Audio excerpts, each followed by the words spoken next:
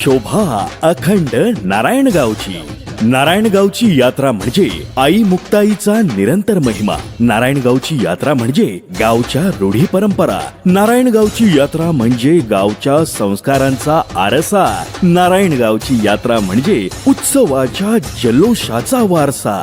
श्री क्षेत्र नारायणगावचे आराध्य दैवत श्री मुक्ताई देवी व श्री काळोबा देवाची यात्रा सालाबाद प्रमाणे याही वर्षी सोमवार दिनांक 13 एप्रिल 2026 ते सोमवार दिनांक 20 एप्रिल 2026 पर्यंत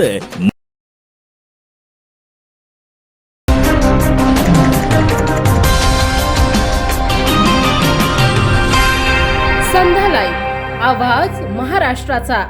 नमस्कार, मी सुधा संध्या लाईव्ह मध्ये आपल्या सगळ्यांचं स्वागत। आयजी दत्तात्रय कराळे हे अशोक खरातला गुरु मानत होते। अंजली ताईंनी ट्विट केलेला व्हिडिओ हा गुरुपौर्णिमेचा आहे। या आधी सुद्धा अनेक वेळेला खरातचे लैंगिक शोषणाचे व्हिडिओ बाहेर येऊ नयेत यासाठी पेन ड्राईव्ह डिसेंबर महिन्यातच गायब करण्यामध्ये सुद्धा आयजी कराळे यांचा हात आहे। संतोष देशमुख हत्या प्रकरणातील आरोपी वाल्मिक कराड हा डिसेंबर 2024 ला 2 दिवस अण्णा मोरे यांच्या दिंडोरी येथील आश्रमात लपून बसला होता। त्यावेळेला तेथील फुटेज डिलीट करणे, गायब करणे हे सुद्धा काम आयजी कराळे यांनी केले आहे। त्यामुळे या दोन्ही प्रकरणात त्यांची तातडीने चौकशी झाली पाहिजे, कारण त्यांचा सेवेचा कालावधी 1.5 ते 2 महिन्यांचा राहिला आहे आणि त्यातून बाहेर सही सलामत सुटण्यासाठी ते प्रयत्न करत आहेत असा एका वरिष्ठ अधिकाऱ्याचा फोन मला आज आला होता, असं तृप्ती देसाई यांनी सांगितलंय।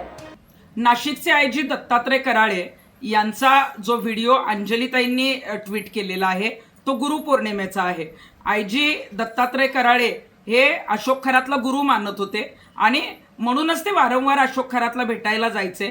जेव्हा जेव्हा अशोक खरातचे कारनामे समोर यायला लागले, महिलांचं लैंगिक शोषणाचे पेनड्राईव्ह समोर येणार होते, तेव्हा जे जे लोक ते समोर आणणार होते त्यांच्यावर गुन्हे दाखल करायचे, पेनड्राईव्ह गायब करायचा, हे सुद्धा काम आयजी दत्तात्रय कराळेंच्या माध्यमातून डिसेंबर 2025 ला याआधी झालेलं आहे।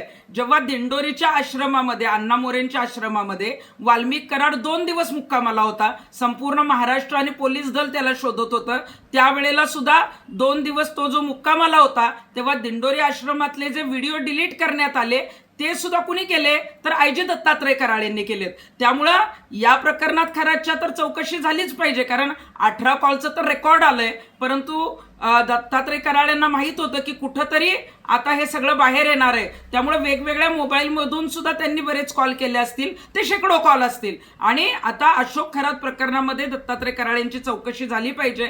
आणि संतोष देशमुखच्या प्रकरणात सुद्धा जेव्हा वाल्मिक कराडला लपवलं गेलं तेव्हा ते व्हिडिओ का डिलीट केले, ते पुरावे का पुसले गेले, या संदर्भात सुद्धा आयजी कराळेंची चौकशी होणं गरजेचं आहे। आणि मला आजच एका वरिष्ठ अधिकाऱ्याचा फोन आलेला होता की आयजी दत्तात्रय कराळे यांचा सेवेचा कालावधी 1.5 ते 2 महिने राहिलेला आहे, त्यामुळं 2 महिन्याच्या आत त्यांच्या विरोधात चौकशी लागू नये यासाठी जी आहे ती खटपट आणि ज्या पद्धतीनं काही सोर्स लावायचं आहे त्या पद्धतीचं काम जे आहे ते आयजी कराळेंचं सुरू आहे। ताज्या आणि महत्त्वपूर्ण बातम्या पाहण्यासाठी आजच आमच्या संध्या लाईव्ह न्यूज चॅनलला YouTube वर सबस्क्राईब करा आणि बेल आयकॉन प्रेस करा।